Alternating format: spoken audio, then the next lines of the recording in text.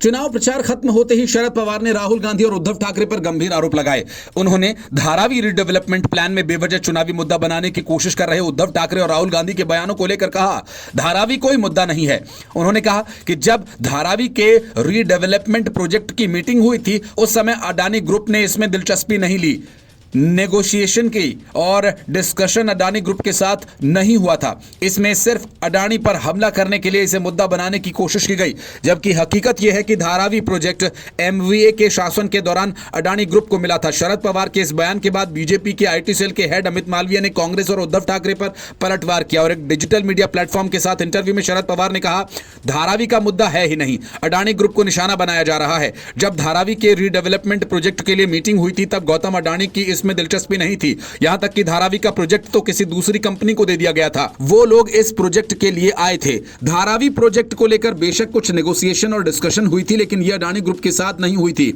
अमित मालवीय ने social media platform x पर शरद पवार के बयान का वीडियो शेयर करते हुए राहुल गांधी और उद्धव ठाकरे पर निशाना साधा। अमित मालवीय ने कहा कि अब तो शरद पवार ने भी अडानी को लेकर दिए गए राहुल गांधी के उद्धव ठाकरे के बयानों को खारिज कर दिया।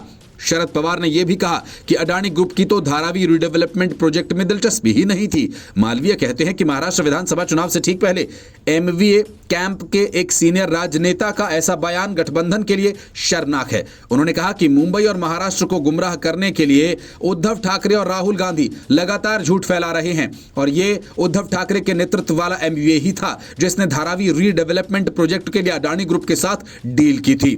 अंग्रेजों के काल में बसी ये बस्ती आज एशिया की सबसे बड़ी, दुनिया की तीसरी सबसे बड़ी झुग्गी बस्ती है। 1999 में जब महाराष्ट्र में बीजेपी और शिवसेना के गठबंधन की सरकार थी तब पहली बार धारावी को रीडेवलपमेंट करने का प्रस्ताव रखा गया और इसके बाद 2003-04 में महाराष्ट्र सरकार धारावी का रीडेवलपमेंट लेकर प्लान आई और धारावी को इंटीग्रेटेड प्लान्ड टाउनशिप के रूप में रीडेवलप करने का फैसला लिया गया और प्रोजेक्ट के लिए टेंडर निकाले गए। हालांकि 2011 में सरकार ने सभी टेंडर्स कैंसिल कर दिए। इस प्रोजेक्ट के लिए लगी बोली को उद्धव ठाकरे सरकार ने 2019 में कैंसिल कर दिया था। इसके बाद महाराष्ट्र में सरकार बदली और एकनाथ शिंदे ने बीजेपी के साथ मिलकर सरकार बनाई।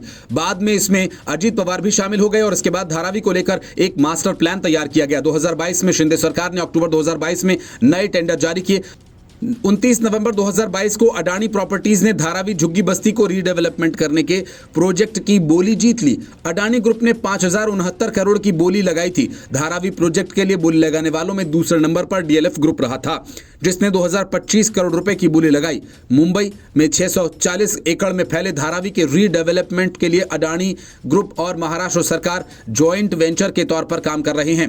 धारावी रीडेवलपमेंट प्रोजेक्ट 20,000 करोड़ रुपए का है। यहां रहने वाले लोगों को 7 साल में पक्के घरों में बसाने का टारगेट है और इस पूरे प्रोजेक्ट में 1 करोड़ वर्ग फीट से ज्यादा की जमीन आएगी। धारावी में टेनमेंट्स यानी घरों की गिनती और डिटेल्ड सर्वे करने के लिए एडिशनल फंड्स का यूज किया जा रहा है जो मार्च 2025 तक पूरा होने की उम्मीद है।